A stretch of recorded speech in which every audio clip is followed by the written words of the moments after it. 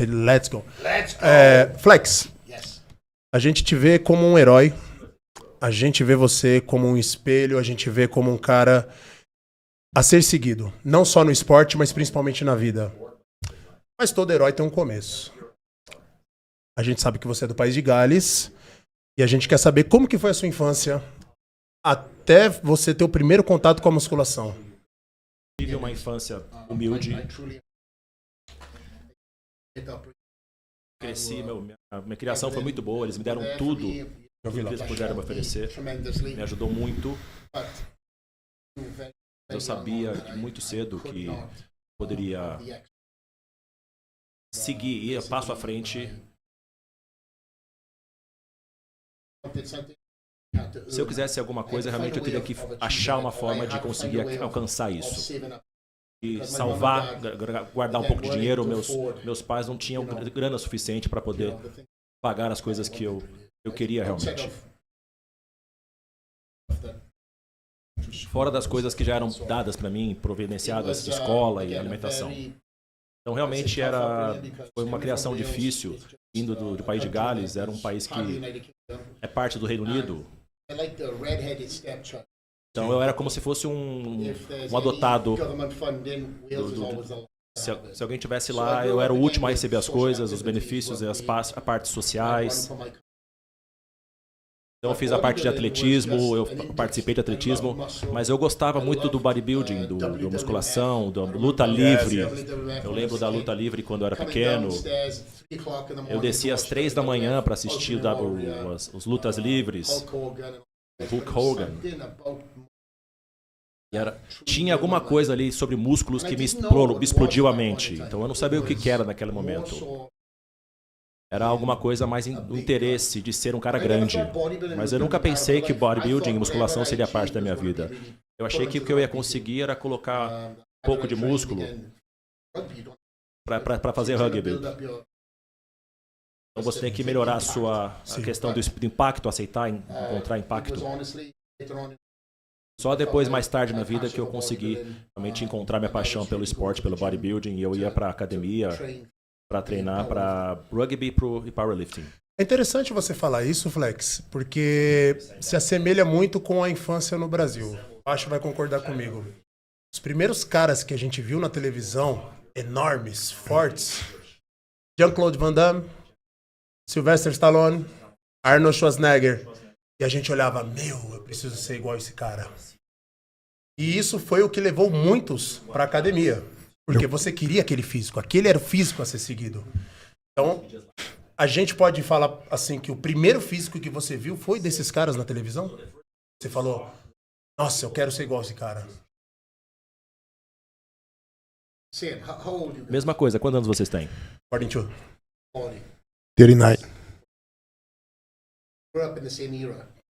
A gente cresceu na mesma era, de Van Damme, crescemos com Arnold, Bruce Willis, todos aqueles caras nos anos 90, Bruce Lee, eles eram muito fortes. Então, era uma coisa inconsciente que foi plantada na minha cabeça. Crescendo, vendo filmes americanos, luta livre, tinha essa coisa que me atraía, que eram os músculos. Eu sabia que, desde pequeno, eu era um pouco mais desenvolvido do que os outros. Meu apelido era Flex, já era Flex desde os meus 6 anos de idade, e não tinha nada a ver com musculação. E você ser chamado de Flex, e você é maior que as outras pessoas normais. Isso veio depois, mais tarde apenas. Eu sempre tive um pouco de antebraços maiores e panturrilhas. E minhas pernas eram definidas, mas não eram muito grandes. Como eu falei, muitos anos depois, quando eu comecei a comer melhor, focar mais em praticar o powerlifting, foi quando eu comecei a mudar mais. O powerlifting, isso foi sempre uma coisa que era só uma repetição. Tinha muitos caras lá, muitas pessoas de musculação muito bons, pessoas do old school mesmo, com o corpo de old school. Eu observava aqueles caras e eu olhava lá os treinos sérios, em vez de fazer só uma repetição no powerlifting. Então depois do powerlifting eu chegava lá e fazia um pouco de musculação também. E a gente estava ali como adolescente, queria ter um pouco de músculo para as mulheres, né? Um pouquinho de abdômen para as mulheres. Mas não era nada que eu queria mesmo ser um fisiculturista. Mas eu me lembro comprando a minha primeira revista de Flex, da Flex, olhando ela, folheando, pensando, nossa, era a era do Ronnie Coleman. E eu falava, caramba, isso é inatingível. E ainda é, na verdade. O Ronnie é o deus do esporte. Mas eu olhava para esses caras e pensava, imagina ser grande assim e jogar e fazer rugby. Grande, forte jogando rugby. Mas eu não sabia que fisiculturismo ia me trazer, com 19 anos, ia me pegar de jeito. E foi o que aconteceu, acabou acontecendo. E eu peguei uma assinatura, uma gratuidade para entrar na academia também. E quando você percebeu que você tinha uma genética, uma boa estrutura para o fisiculturismo, quando você viu que seu corpo realmente estava mudando e que você poderia ser um bodybuilder? Boa pergunta. Quando eu conheci o Neil, provavelmente. Eu posso te contar a história de como eu conheci o Neil e vai provavelmente ajudar para responder essa pergunta. Eu fiz meu primeiro show de bodybuilding, de fisiculturismo, pelaquela troca da entrada gratuita. Mas eu não sabia o que eu estava fazendo. Eu pegava as revistas da Flex. Naquela época, as revistas tinham... Eles nunca colocavam nada sobre dietas, nada sobre comida. Lembra disso? Eles não falavam sobre a dieta 1, dieta 2. Por algum motivo, eles não falavam sobre comida. Mas depois alguém colocou o off-season, o pré-season, o season. Ele estava comendo 9 refeições por dia, um deles. Bom, se esse cara está comendo 9 vezes por dia, eu vou tirar todos esses carboidratos, todas essas coisas, e vou ficar depletando 12 semanas. E eu não comia nada. Para até hoje, foi um dos dias mais difíceis da minha vida. Primeiro, porque eu não sabia o que eu estava fazendo, eu estava sem saber o que estava acontecendo, não tinha ninguém me ajudando. Eu nunca tinha... Todo mundo na academia tinha uma sugestão para dar sobre dieta. Qual foi a última vez que você comeu batata? Uma batata, acredite. 2 dias atrás. Come 2 batatas amanhã, então. Come um pouco de arroz. Eu estava ouvindo todo mundo falando comigo e fazendo o que eu achava que tinha que fazer. Então, acelerando um pouco o tempo aí. Eu cheguei para a competição do Mr. Wales, paguei pela entrada, taxa, entrei no palco, subi. E eu vi todos os vídeos do Louis Priest, do Sean Ray, e eu estava pousando, treinando pousando como Kevin Lebron. Todas essas coisas que eles faziam. Eu cheguei lá, eu estava tão nervoso. Porque não era eu. E aí eu pensei, e aí eu coloquei ali a sunga. Eu estava ali nos bastidores, a parte de trás. E eu aprendi uma lição que até hoje serve para mim. Esses caras, esses competidores, vindo ali atrás, pernas, as pernas. Eu tinha uma perna de um cara de um novato ali, talvez, mas a minha parte de cima era de um cara de 19 anos. E eles me falaram, você consegue ir bem hoje, cara, mas se você deixar o nervosismo entrar na sua cabeça, vai estragar seu dia. E eu fiquei falando com ele como... Tá bom. Tá, o que eu tenho que fazer então? Ativa seu alter ego. E eu falei, caramba. Ninguém sabe quem é você aí, a não ser a sua família. E aquilo foi uma lição muito boa pra mim. Ele não sabia, mas ele estava dando pra mim uma lição ali que me serve até hoje. Eu ainda chego no Mr. Olympia e fico nervoso no palco, mas o Flex Lewis, que é o fisiculturista, e tem o Flex Lewis, que é o pai. São pessoas totalmente diferentes.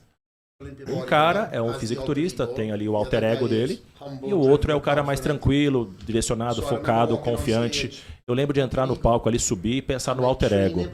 E o meu treinador, o cara que treinava comigo, me treinava todo dia comigo. Ele chegou no backstage e falou: o último bodybuilder era muito grande, você tem que chegar lá louco. Ele era muito bom. Olha pra mim. E eu falei, era eu que estava vendo, idiota, você não reconheceu.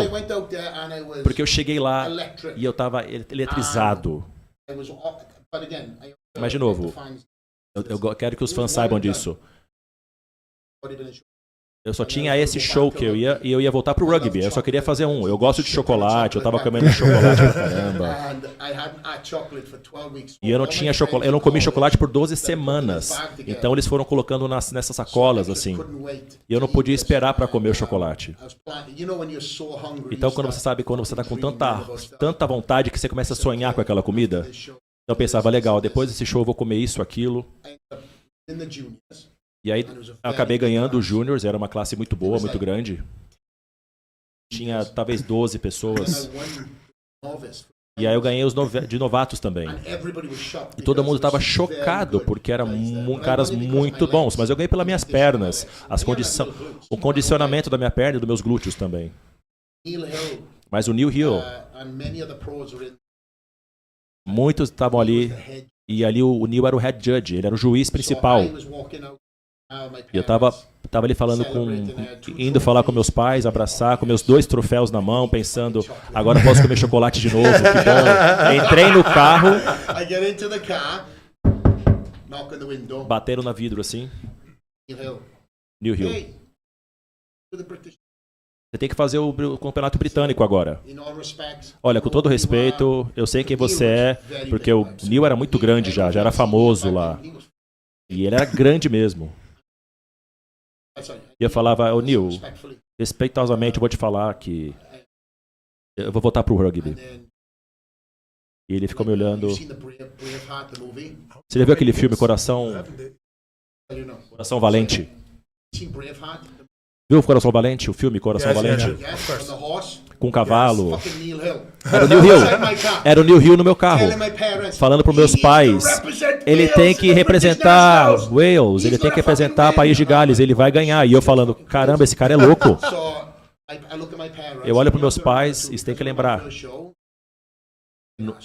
No meu primeiro show eu tava horrível. Eu tava com mau humor. Eu era um cara escroto. Depois disso eu pensava, não quero mais fazer isso. Eu olhei para meus pais e eles falaram... Você vai apresentar o País de Gales. Você sabe o confronto, a briga entre a Inglaterra e o País de Gales, né? Então... E ele falou, quem faz sua preparação? Ele falou, eu que fiz a minha preparação. Ele falou, e se eu te ajudar a fazer realmente para chegar no campeonato britânico? Eu falei para ele, eu olhei para meus pais falaram, quanto tempo demora? 4 semanas. Eu falei, tá bom. Ele falou, esteja na minha casa nas terça-feira. Ele morava 1 hora de mim e falou, esteja lá. Eu dirigi até a casa dele. Isso foi 20 anos atrás, em setembro. E a gente esteve junto, então, desde lá. A gente fez a categoria Júnior, fizemos o britânico, o campeonato britânico. Eu tinha 2 anos já no Júnior fazendo. Fizemos o Júnior da Europa e o Universo. E começávamos de novo. Aí no outro ano fizemos de novo o campeonato. Aí eu fiquei 1 ano de folga para ir para outra categoria. Então eu e o coach, a gente ia para o mundo todo. Viajava como amador para todos esses países. E a gente ficou... Eu virei profissional com 23 anos e nunca perdi um campeonato amador. Quando você encontra alguém com quem você se conecta de verdade, fica com eles. Fica com ele. Eu venho de um histórico de rugby, então eu tinha muito costume de ouvir as pessoas falando pra mim, dando ordens pra mim, sabe como é que é? Vale, você pode ser melhor, que porra foi essa? Que droga de jogada foi essa que você fez? Agora com o Neil falando comigo, eu já falei isso várias vezes. Ninguém mais eu deixaria falar como alguém fala, o Neil fala comigo. Mas é porque ele não era um cheerleader, ele era um coach mesmo. Ele falava coisas pra mim que eu não queria escutar, mas eu precisava. E quando eu precisava escutá-las, eu escutava. Então ele sempre testava o que eu... estava fazendo. Ele perguntava, você tá trapaceando, comendo errado? Como assim? Você acha que eu estou trapaceando? Não, ele estava me testando. Isso foi durante todos os meus anos sendo júnior ali. Mesmo quando eu estava ali como júnior ainda, amador, a mentalidade dele para treinar, para me treinar, é a mesma quando eu treinava para o Mr. Olympia. Nada mudou. Ele sempre exige o melhor de todo atleta, incluindo eu. E todos esses anos, até o Mr. Olympia, o último que eu ganhei na categoria 212, nada foi diferente. Ele nunca falou diferente, ele falou comigo como um coach, ele fala comigo... Se ele ouvisse a forma que ele fala comigo em frente de outras pessoas, mas tudo bem. Eu não preciso que as pessoas falem para mim quão grande eu sou, o que eu fiz no passado, porque cada show, cada competição era diferente. Cada competição era uma ideia de chegar no mindset melhor. E ganhar o Mr. Olympia, todo ano tinha um novo cara que queria ali ganhar de mim, me derrubar. Eu não tinha muito espaço, eu não tinha mais como crescer na categoria 212, então eu tinha que encontrar a melhor versão. E claro que o Neil chegou, me exigiu isso a cada vez. 20 anos sendo meu coach, meu amigo, mas tendo ali um equilíbrio. Ele tirava o chapéu de coach e depois ficava no off-season como amigo. Ele era meu amigo fora da temporada, fora do preparo. Mas ele falava, quando eu chegava... Vamos lá, começa segunda-feira, a gente começa de novo, coloca o chapéu de coach. Na segunda ele começava a falar comigo de uma forma pesada. Quando você tem meses e meses de amizade ali, e daqui a pouco ele começa a falar, cadê minha... Qual que é o seu peso? Quanta água você tomou? Quantas refeições você comeu? Então tinha uma diferença, eu morava na América, ele morava... A primeira semana foi muito difícil. Depois, eu falava pra minha esposa, esse cara ele precisa descansar, ele precisa relaxar um pouco. E a minha esposa falava, você quer um coach ou um cheerleader?